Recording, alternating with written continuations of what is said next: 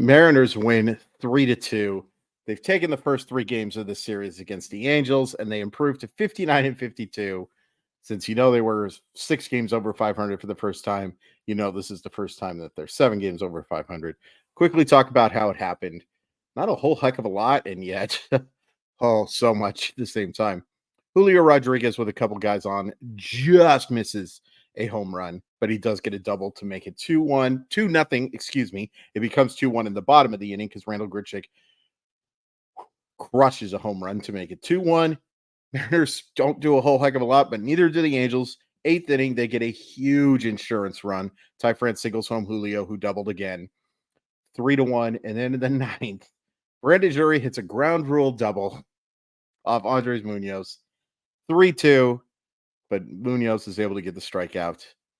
Mariners win. Oh,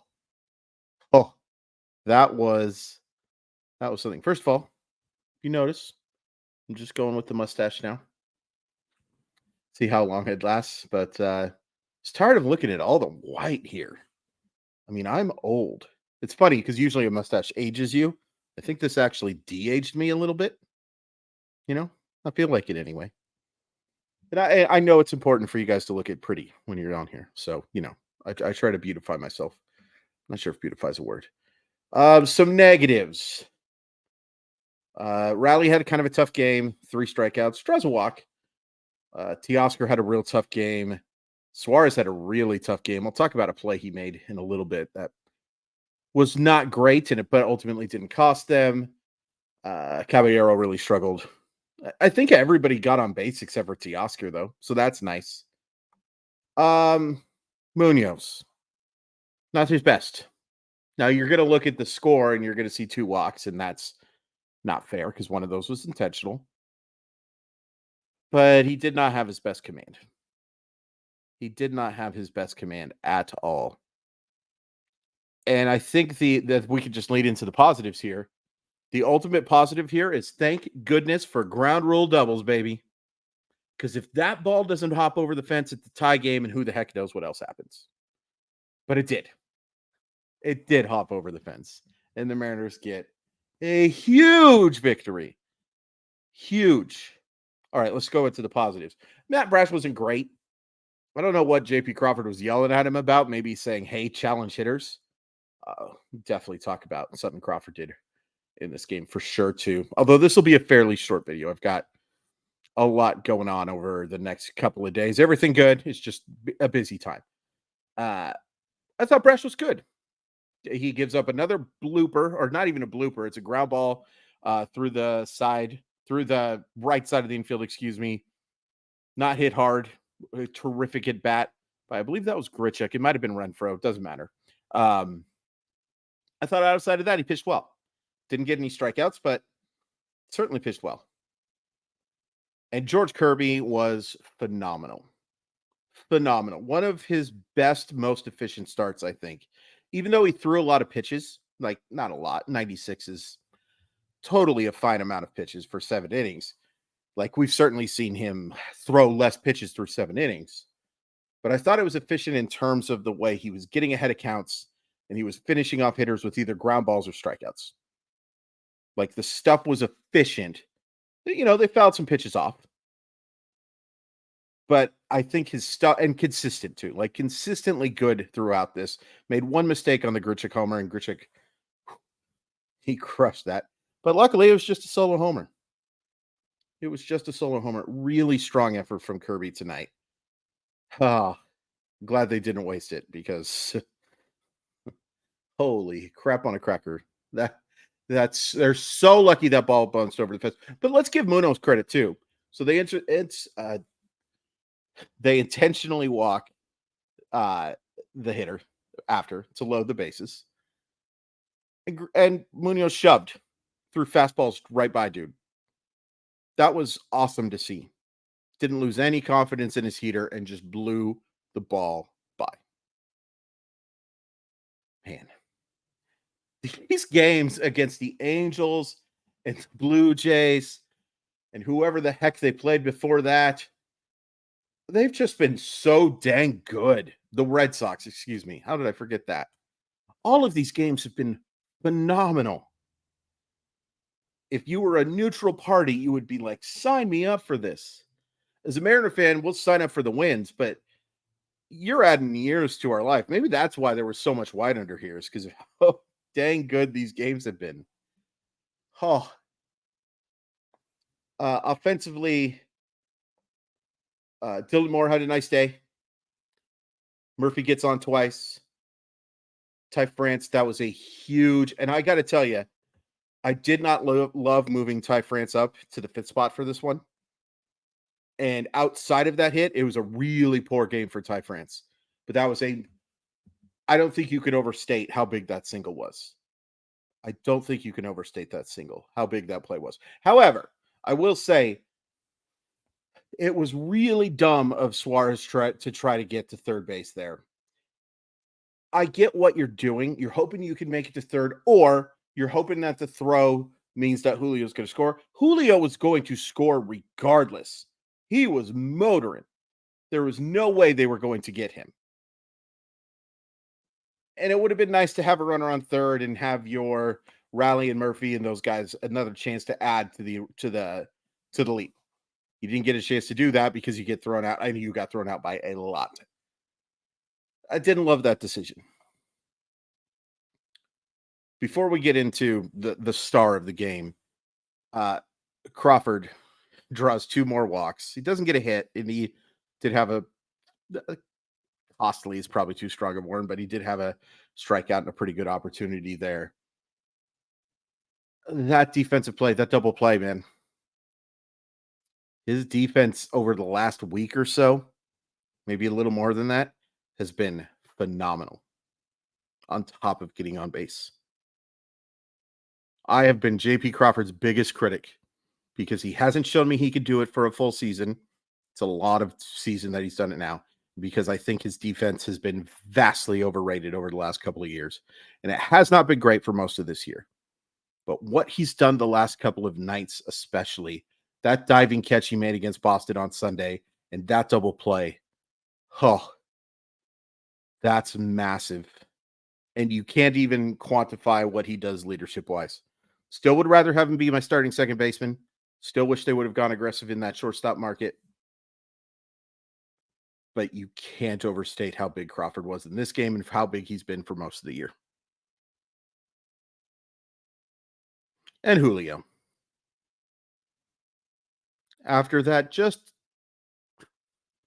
horrific game on Thursday, there's no doubt about it. There's no sugarcoating it. Julio played awful on Thursday. These last 2 nights, he's been spectacular. Just misses that home run. Think that ball would have probably gone out last night. It didn't, but he still scores a couple of runs. Gets another double, gets a single, scores that critical run with his speed. Because, hey, a lot of people don't score on that play that Ty France hit. A lot of people don't. But when you have Julio, 80 grade speed, rounding second base, he scores. And that's why Suarez didn't need to go, by the way. That's why Suarez didn't need to move to third, but it is what it is. I mean, just a wonderful reminder of what a gosh dang superstar this kid is. Still work to be done. And that's what's exciting, is that Julio Rodriguez is going to get better. This version's pretty darn good, but Julio Rodriguez is going to get better. So tomorrow, you have got Bryce Miller. I don't remember who's pitching for the Angels. I just looked it up too. I'll look that up, but let me get into my talking point. You've got a chance for a 4-game sweep. Chase Silseth. You have a chance for a 4-game sweep. I'm not saying it's necessary, but you can't. I don't think you can overstate how big a sweep here would be. To take 4 games against the Angels, to make up 4 games against the Angels, and to keep yourself in that position, to keep yourself in that one team behind the Blue Jays. I think is massive. And they may be anyway. But it's just that feeling of the fact that you finally get a sweep against a team that's trying. Because I think the only sweeps they have so far this year are against Oakland and Colorado. This is a team that's trying for sure, that is in direct competition for you for a postseason spot. And I thought this is worth pointing out too. And maybe I haven't done a great job of articulating it. I think people probably know, but like, it's really not about the games back anymore or the teams ahead of you. It's that race to 90 wins. I saw Steve Sandmeyer point that out on Twitter, and he's 100% right. But it is nice to move ahead of these teams, to know that you're controlling your own destiny outside of one team. And with so many games left, you still, in my personal opinion, do control your own destiny. Oh, I'm so relieved that ball bounced over the fence. The Mariners got a ton of breaks like that in 2021 and 2022. They have not gotten those breaks in 2023. And it's not surprising. We've talked about it ad nauseum that if you get lucky one year, you're probably not going to be lucky the next. And the Mariners got really lucky for 2 years. They were good. They weren't great, but they were good. But they were extremely fortunate. They haven't been fortunate this year. Tonight they were fortunate. Not so much in the other team outplayed the other team, because I think the Mariners were the better team for 8.5 innings. But that ball scores at least 2 runs, and who the heck knows what happens after that. Because I think one thing we know about the Seattle Mariners is that, especially in 2023, heck, just in 2023, they've been unbelievably poor in extra innings. And who knows if it even gets to extra innings. Oh, that is fortunate. And I'm so, so glad that a quality lucky thing happened to the Seattle Mariners tonight. And I'm so thankful that this young core has been playing so dang well as of late. You were as good as anybody in the month of July, and now you've won 4 out of 5 in the month of August. Now go get a sweep. Go finish this thing off. And then you have 5 games at home against really good baseball teams. Take, whether you believe in momentum or not, whatever words you want to use, take that good fortune into a massive 5-game homestand. Because, folks, I'm going to tell you, after that 5-game homestand, things get very favorable for the Seattle Mariners. I'm just going to talk about it real quick, and then I'll talk about it again. But I just want people to realize what's happening starting on August 14th. You've got 4 games in Kansas City. I know they've won like 8 straight, whatever. Terrible team. You've got 3 against the Astros. Good team. You've got 3 against the White Sox. You've got 3 against the Royals. You have 3 against the Athletics. You have 3 against the Mets. All teams not trying. All teams not even a little bit concerned about what happens in 2023. Folks, that's a golden opportunity. But it won't matter as much if you don't take care of some business here. Get a sweep. Go win that homestand. And then go take care of the doldrums of the league. It's okay to look ahead a little bit. It is more than okay. And it's worth pointing out, the end of the season, real tough. Real tough. So it'd be nice to get some W's now too. Because honestly, there are some series at the end of the year that are going to be, outside of another 3 against AA Midland, really hard to win. Really hard to win. But if they play like they played lately, they could beat anybody. Oh, this is fun again, folks. I asked you if you're having a good time last night. There's no way you're not having a good time right now. Now that you're over the roller coaster that was that last inning. So great. Follow me on X, or at Crawford_MILB. RotoWire Fantasy Baseball Podcast, another live episode tomorrow at 11:30. Would love to have you.